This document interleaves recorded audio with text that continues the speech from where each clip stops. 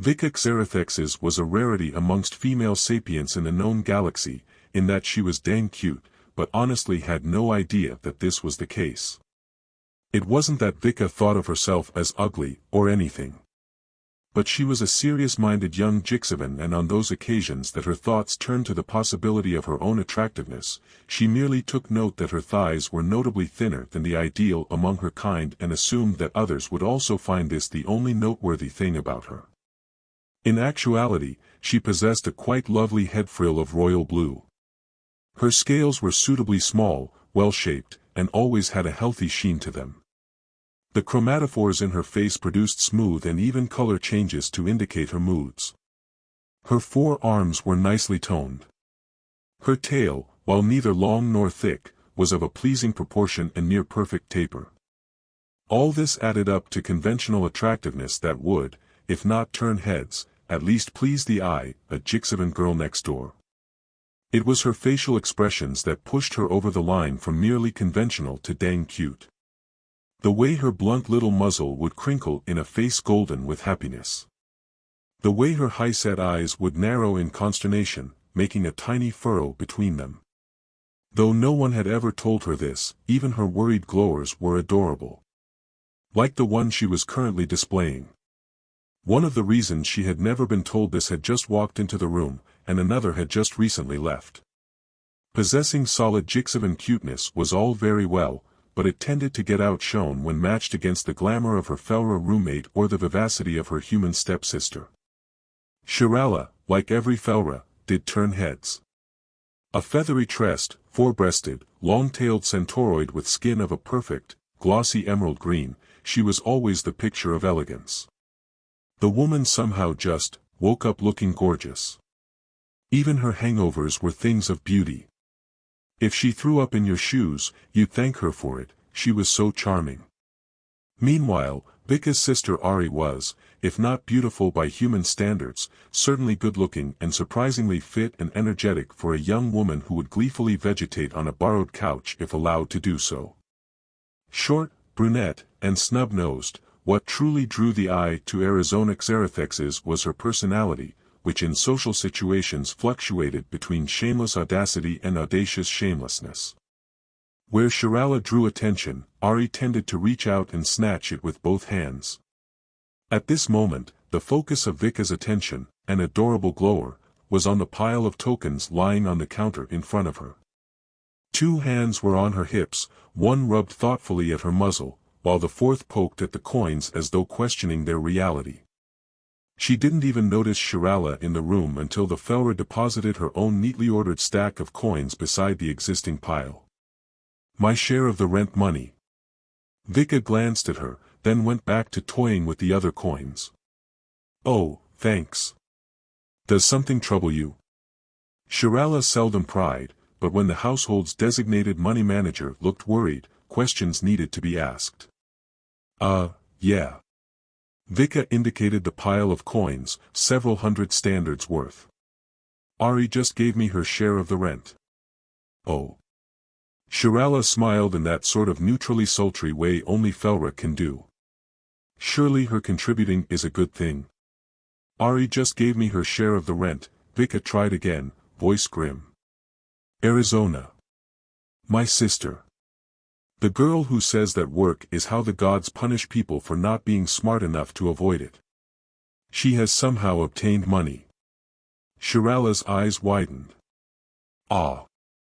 I begin to see how such an anomaly would be concerning. Right? I mean, what if she did something shady to get it? This is Arizona you're talking about, Shirala reminded. I think shoddiness can be safely presumed. It turned out that Vika's offended glares were pretty cute, too. I'm being serious. She hasn't mentioned getting a job or anything. What if she's... She worked her jaws, chewing at imaginary gristle, the Jixivan equivalent of biting her lip. What if she's doing bad stuff? Like, selling her body? Shirala just blinked at her for a moment, then brightened. Oh. You mean prostitution? She poked a finger through the pile of coins the younger Xerithexes had left, counting. I would say, probably not. Not for this much. I mean, 400 standards for sex with Arizona. She would have to have done it dozens and dozens times for it to be worth. Hey! Vika snapped. Her angry scowls were less charming than her glowers, but still cute in their own way. This is my sister we're talking about. The Felra very carefully didn't smile. Ah. You're right, and I apologize for the insult. I was wrong to say such a thing. Your sister would no doubt make a perfectly acceptable prostitute. Shirala. In addition to her scowl, Vika's tail had developed a rather alarming twitch. It was rapid enough that her tail stocking was in danger of coming loose. What? I'm sorry, but I can't stretch belief so far as to say she would make an exceptional one. Not with her figure. Shirala. Vika's face scales had gone dark hunter green, a sign of rising anger. Only now did Shirala let the smile she'd been stifling make itself known. I'm joking, you know. Vika's face began to lighten and she scaled back her scowl to a mere huffy side-eye. Well, don't. This isn't funny. Actually it is, but only because your tail twitches up and down when you get indignant. It's quite adorable. The Felra's own tail swished lazily back and forth, a sign of amused contentment. She patted Vika on the arm. If you're worried about how she came into the money, you should simply ask her. Your sister is, let's just say, no better at dissimulation than you are. Meaning what? Vika asked, not sure whether she should be offended. I mean that you're both very forthright in your own ways. You, because you are a fundamentally honest person. Arizona, because she seldom cares enough what people think of her to bother concealing anything. If you ask her, she will either tell you the truth or lie so very poorly that it will be immediately obvious. Vika stared at her a moment, then shook her head. I'm not disagreeing. I'm trying to figure out whether you meant that last part affectionately or contemptuously, because it's really hard to tell with you. Shirala chuckled slightly. Perhaps the difficulty arises from binary thinking. Vika just stared at her again, no more enlightened than before, then sighed and swept all the coins into a pile. Anyway, you're right that I should just ask her. I mean, at least she's contributing, right? That's more than I expected. I should be. She trailed off in confusion as she noticed something about the tokens Shirala had given her. Hang on. These are Tark Imperial standards. What are you doing with Tarkage money? Does it matter? Shirala stretched languidly, tightening her blouse in a way that Arizona or any other healthy mammaloid would have appreciated had they been in the room. A standard coin is a standard coin. That's why they're called that, because they have the same value no matter where they're from. Yes, I understand elementary galactic economics. I just don't understand where you got them. We aren't anywhere near Tark Imperial territory and the only Tarkage around are at the consulate. She rubbed her muzzle in thought, not as cute a gesture as her tail twitch, but cute enough. Speaking of, wasn't there some kind of scandal over there, recently? Someone was blackmailing a sub-ambassador over some kinky sex thing or something and their secret police got called in. I think there were some stabbings. It was in the news. Really, Vika, Shirala said, her tone somewhere in the no man's land between sternness and condescension. I should hope your parents raised you better than to believe what the media says. Of course they did. I'm not gullible. But this was on several different news outlets, and that would be the same news outlets that refer to Ribathi slave raiders as cultural exchange representatives. Well, yes, but the same media that gets the weather forecast wrong 4 days out of 5 on a planet where the weather is satellite regulated and runs on a schedule. That's the media whose tales you're believing. Vika held up her upper hands in surrender. Okay. You're right. It sounds pretty silly when you put it like that. That's because it is silly, Shirala purred. You're better off believing in holiday fairies than what journalists tell you. It's certainly less harmful, and your elders might just leave out candy for you.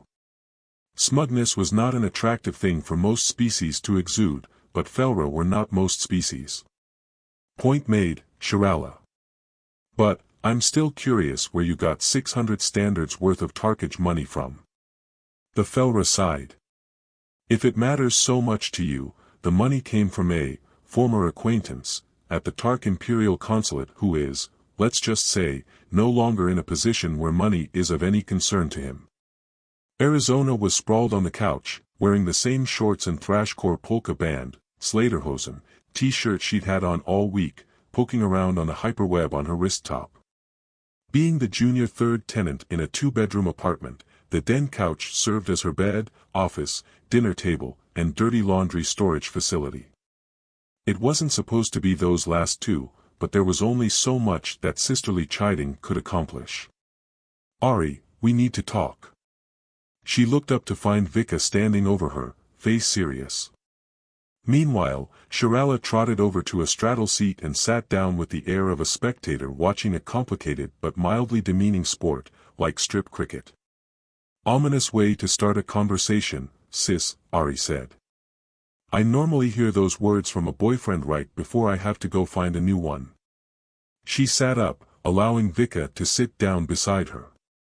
Is this the, you need to shut up while I tell you how much you suck, version of needing to talk, or the, answer my questions or face my wrath, version? I just have some concerns, that's all.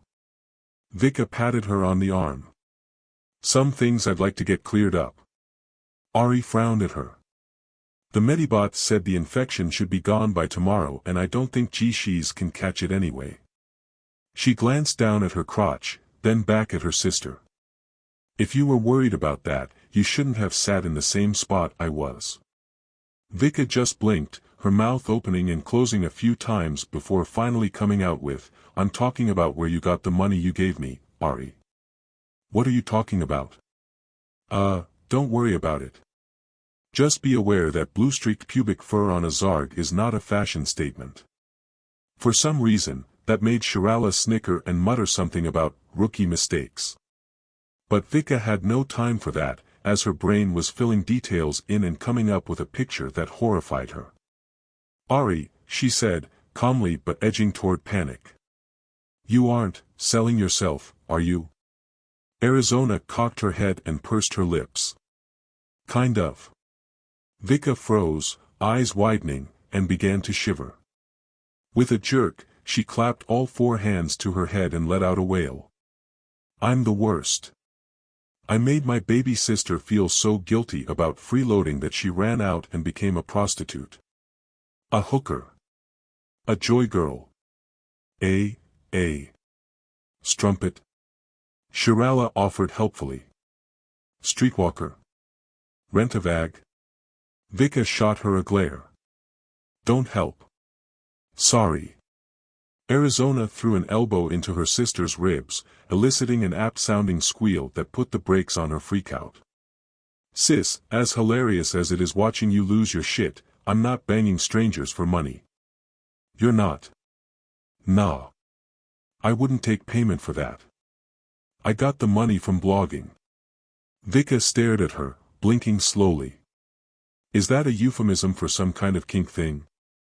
Like flogging perverts with a broom, or something? What? No. It's just what it sounds like. You know, a weblog. I have a site on the hyperweb where I talk about stuff and people who like what I say send me money, so I'll keep doing it. So you torture people with your thoughts, instead of a lash. Shirala snickered. Masochism has many forms. No, really, Arizona said in response to her sister's flat stare. I just write about my daily life. Like an open diary type thing. It turns out that a lot of people are interested in what I do and they want to support me. Vika took a moment to consider this. People are interested in hearing what you do all day. That's what I said. People are interested in you laying on the couch in dirty clothes, eating sriracha mayonnaise directly from the jar and cheating at online video games. I don't do that all day. Vika and Shirala just stared at her. I don't do that every day, she corrected. Anyway, that's not what I blog about. My blog is mostly about family life and the challenges of being a child of interspecies parents. Challenges? What challenges? Vika demanded. The whole family dotes on you. Her face darkened and she pointed a finger in Arizona's face, one of her lower ones, with a talon on it. If you're telling lies about mom and dad, claiming they're bad parents, so help me. No. Not like that. I mean like a culture clash thing, you know. Always conflicted between my human and Jishia sides. Vika sighed and rubbed at her temples. I am a product of the exact same upbringing as you, and I have no idea what the crap you're talking about. Just let me see this blog of yours. Fine. If it'll make you feel better, be my guest. Ari brought a holoscreen up from her wrist top and started swiping icons. I don't get what you're so worried about. I'm worried because you're my little sister and I'm responsible for you. Arizona snapped a glare at Vika. Hey. I'm a legal adult. True. And irrelevant. I'm not worried about answering to the law for what you get up to, I have to answer to the family. Vika wound down as she peered at the hollow image Ari had brought up. She cleared her throat so that her next words were sure to be understood and asked, very calmly and politely, Ari, what is that?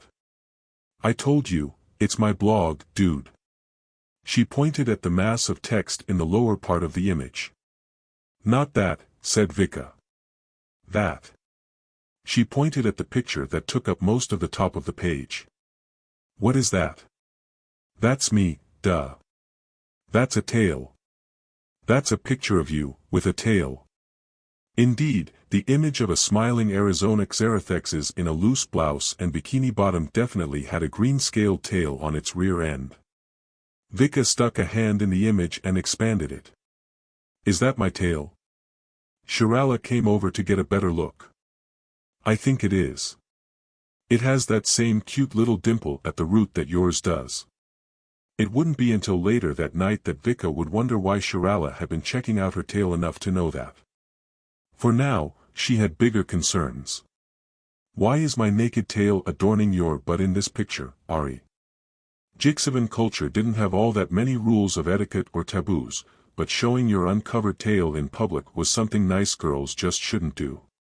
Because I image tooled it there, was Arizona's reply. I manipulated my picture a little bit too. Manipulated a little bit? Ari, you have scales on your neck and my tail on your butt in this picture. What are you, wait, when you said you were blogging about being an interspecies child, did you mean? She clapped her upper hands to her head in disbelief. Arizona held up a placating hand. Before you start getting all judgy about things, I have a disclaimer that states right up front that certain details about myself might be somewhat embellished. Embellished? Ari, you're pretending to be a biologically impossible hybrid. Why would you do that? I do it because it's my hook, my draw. There's lots of cute human girls on the web and plenty of fine Jishia chicks, but how many half and half, huh? It gets attention, mostly from humans or Jishis who have a taste for the exotic. It's best if you think of it as a metaphorical representation of my inner self. Or I could think of it as fraud. I mean, I come from the same background, but you don't see me image tooling, boobs, onto myself, do you? Arizona grinned. It's funny you bring that up, because my readers have been asking to see pictures of my cute sister and I was thinking. Wait, what? How did I get involved in this all of a sudden? Ari's grin widened. And while Vika loved her sister more dearly than life itself, something in that grin gave her the instinctual urge to slap it off her face. She didn't, because she was a civilized young woman and this was her baby sister.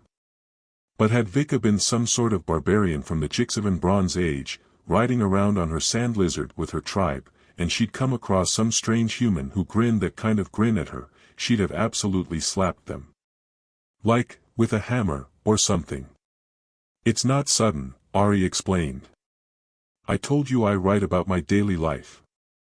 My daily life includes you guys, so. So, I'm in this as well, purred Shirala. I thought that blouse in your picture looked rather familiar. Yeah, I kind of borrowed it. I needed something silky and loose for that picture. It looks really good on me, though, doesn't it? Indeed, it is one of my favorites. It's a shame that I'll have to burn it now. I had a bad dream last night. Monsters and all kinds of scary stuff. I just lay there, shivering in my little nightie. I was so shaky, I couldn't even go back to sleep. Fortunately, it was Big Sis to the rescue. I went to her room and told her about it, and she let me sleep in her bed. We snuggled and she told me a bedtime story just like when we were little.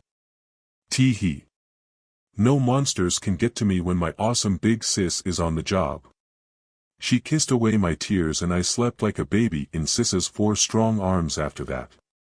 Sister cuddles for the win. Vika looked up from the hollow. What the crap did I just read? Ah, you remember.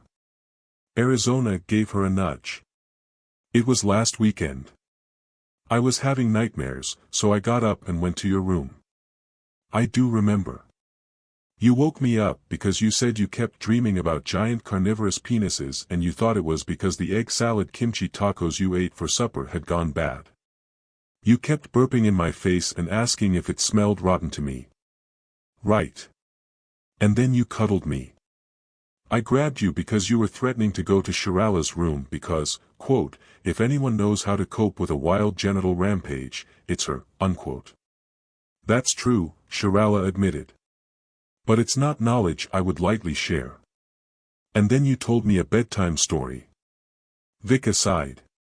I told you needed to grow up. Fine. You told me a very short bedtime story with a moral I disagree with, Arizona corrected. Everything I said in that post is true-ish. It's just, filtered a little bit. Ari, you can't deceive people like this. That seemed to genuinely puzzle Arizona. Really? Why not? Because you can't. Vika turned to her roommate for support. Shirala, tell her.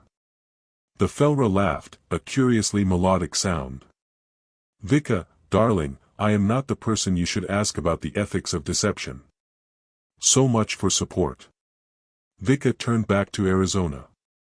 Ari, I shouldn't have to tell you not to lie to people. I'm not lying. I'm just, enhancing reality. Ari shook her head. Anyway, there's a disclaimer right at the start of every blog post that clearly states what I'm doing. Where? I don't see any such thing. Arizona pointed at the top of the text. Right there.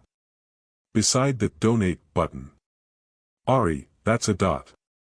It's like one single hollow pixel. That's my disclaimer. It's just written in really small print.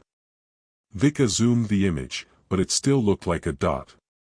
You have to zoom further than that, Ari explained. It's in the special ultramicroscopic font that the news people use for printing retractions. Vika just threw back her head and groaned. Had she not been sitting, her tail would have been twitching up and down as well, and it would have been adorable. Ari, this is just, unacceptable. You keep saying that, but I'm not hearing any reasons why. Because it's fraud, for one thing. But it isn't. I'm not charging anybody for this content. If people decide to donate money to help me out, that's strictly voluntary. I'm not charging for any good or service, and it says right on my donation page that any money received goes to help pay my rent so that I can keep writing about living with my adorable big sister and her hot-as-fuck roommate. But you're misrepresenting yourself. Vika tried. So.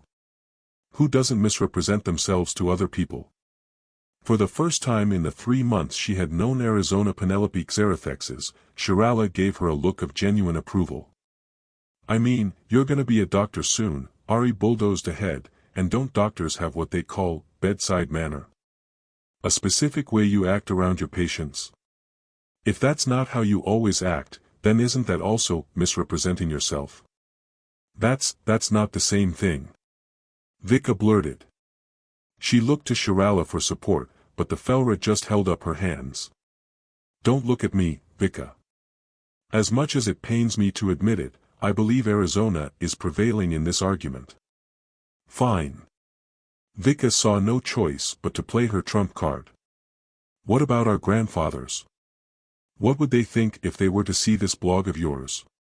This was the last line, the nuclear option. There was no point bringing up their parents or Grandma Jersey or Grandame Bhakti, they were all squishy when it came to Arizona's antics. But the idea of their grandfather's disapproval, that had real claws, even for. See for yourself, Ari replied with a smirk. Grandsire Zathik likes to leave comments, especially on the posts where I talk about Shirala. Like that one about the pillow fight. What comments? Vika blurted. What pillow fight? Shirala demanded at the same time. For that matter, what even is a pillow fight? To Vika, Arizona said, duh. It's a blog. People get to leave comments on it. Grandsire's been following me and commenting from the beginning. Then, to Shirala, a pillow fight is when hot young females who are mostly undressed bounce around and swat each other with pillows while giggling and getting attractively disheveled. Don't you watch any fan service comedies? I do not, Shirala replied, rather icily. And that didn't happen. Yeah, it kind of did. The middle of last week. You were reading a book over there and I threw a seat cushion at you because you wouldn't stop farting and yelling, invisible duck, every 5 minutes. You hit me with a pillow while we were both in our sleepwear. That meets the definition. Shirala gave a disdainful sniff. You were in your sleepwear because you only change clothes twice a week. I was in loungewear. Arizona blinked at her. Really? I thought that lacy poofy thing was what you slept in. I wear that going to or from bed. In bed, I don't wear anything.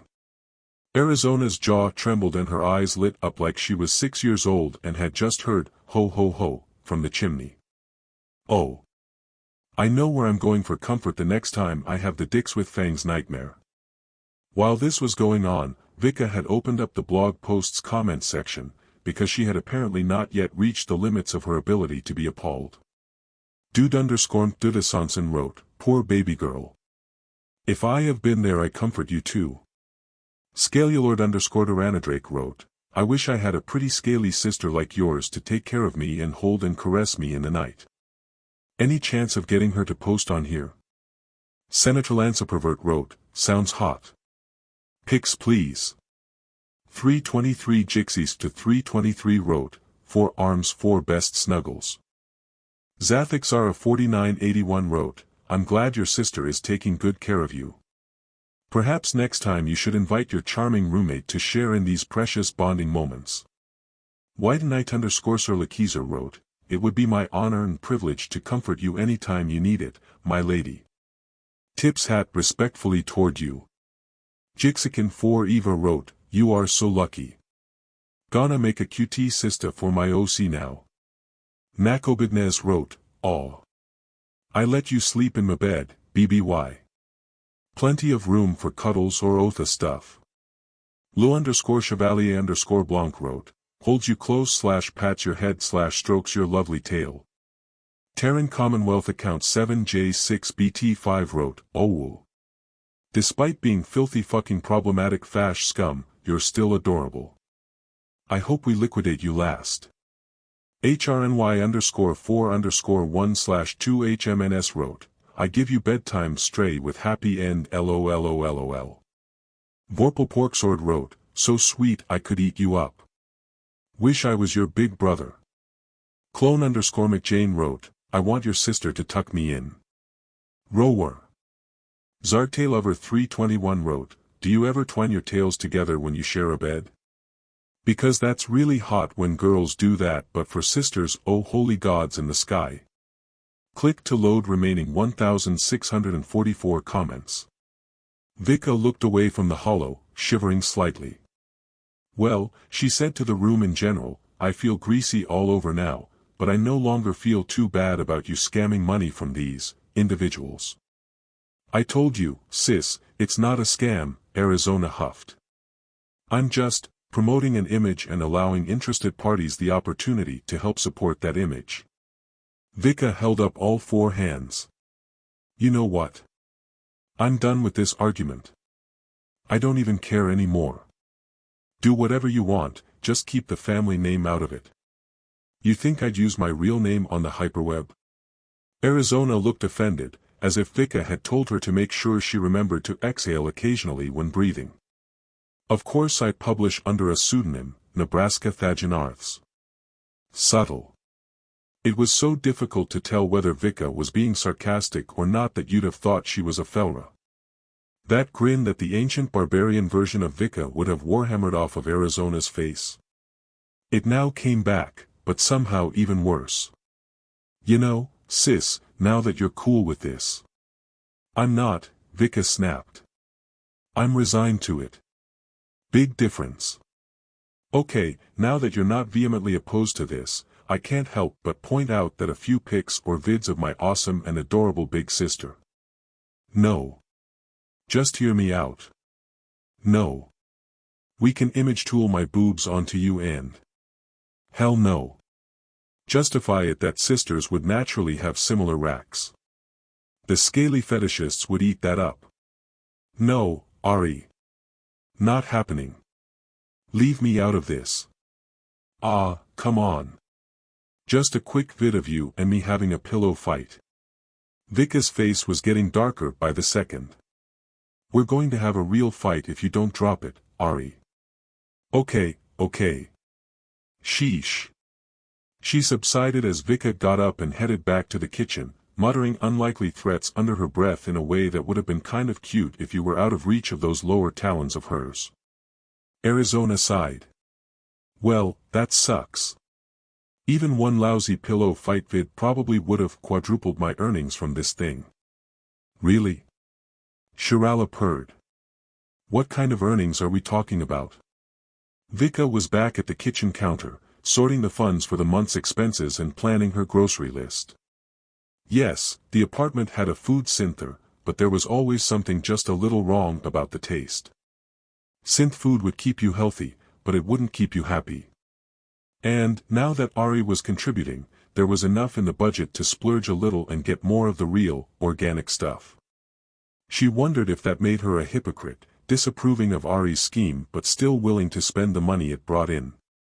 She could, she supposed, force her sister to return all the donated money, but that would be an epic battle unto itself. Besides, her brief perusal of comments from Ari's readers had mortally wounded any sympathy she had for them. Jixavan culture frowned heavily on dishonest dealing, true. It also frowned heavily on being a creep, so maybe it all balanced out. She looked up to see Shirala strolling into the room and her face immediately flushed deep blue.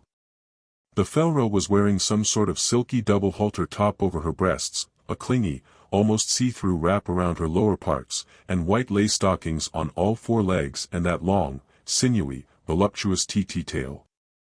She suddenly recalled something Ari had said to her once, regarding Shirala, I'm straight, but I'm not dead.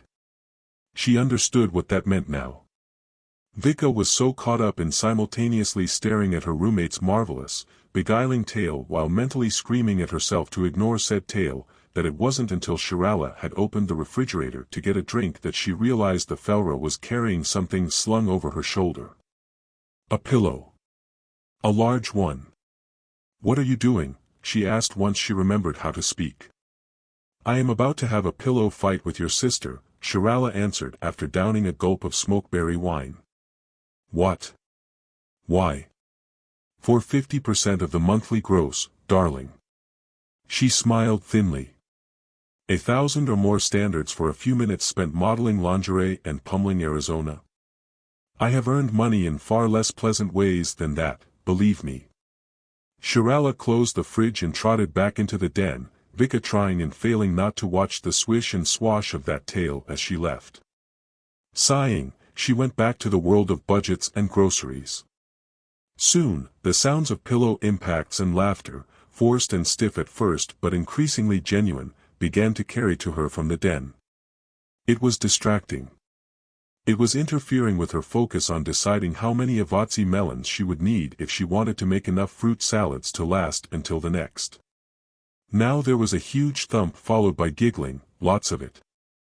High and rapid from Ari, low and liquid from Shirala. They sounded like two little children in there, not grown adults. Could it really be that much fun to hit each other with pillows like a couple of little girls? She and Ari hadn't indulged in such silliness since they were in primary school. Vika closed her eyes and tried to put her mind back on track, but couldn't do it. The giggling got louder. That was it. She couldn't take it. No more of this. She marched into the den. Every single pillow and cushion in the apartment appeared to have been brought out and slung around, while the couch was tipped over, spilling Ari's dirty laundry into the floor. Ari herself was in the middle of the room, on her back, pinned there by one of Shirala's front feet on her belly. She was trying to defend herself with one of Vika's pillows as the Felra swatted her with her own oversized one. Neither of the two noticed her until she had reached the holovid camera they had set up on top of the 3V set. "Hey," called her sister. "What are you doing?" "Turning this off." Vika replied as she did just that, turning the lens around to face the corner for good measure. "What for?" "You said you didn't care if I did this." "I'm turning it off because I don't want my image on your ridiculous website." She turned to look at them, her face scales beginning to shade into yellow, the Jixavan version of a smile. "But I do want to play with you guys." She picked up the nearest pillow in one of her stronger lower hands and sidearmed it at Shirala. It struck the Felra in the face, knocking her perfectly styled tresses into disarray. Shirala simply stared at her, silent, expression unreadable. With a brusque motion she dropped her massive pillow and snapped her fingers. Ari immediately handed her the smaller pillow she was using and without a word Shirala flung it at Vika's head. Excellent Jixavan reflexes let her avoid it, but not the next one as Ari started passing Shirala every pillow within reach. Vika eventually caught one of them and closed to hand-to-hand distance, which meant that Shirala had to step back and let Arizona up, and the fighting and laughter soon became general. Over the course of the ensuing melee, an enormous mess would be made of the apartment, huge amounts of dignity and mature gravitas would be lost or abandoned, and much highly profitable video footage would be missed out on forever. But by the end of it, not one of the three young women cared about any of that.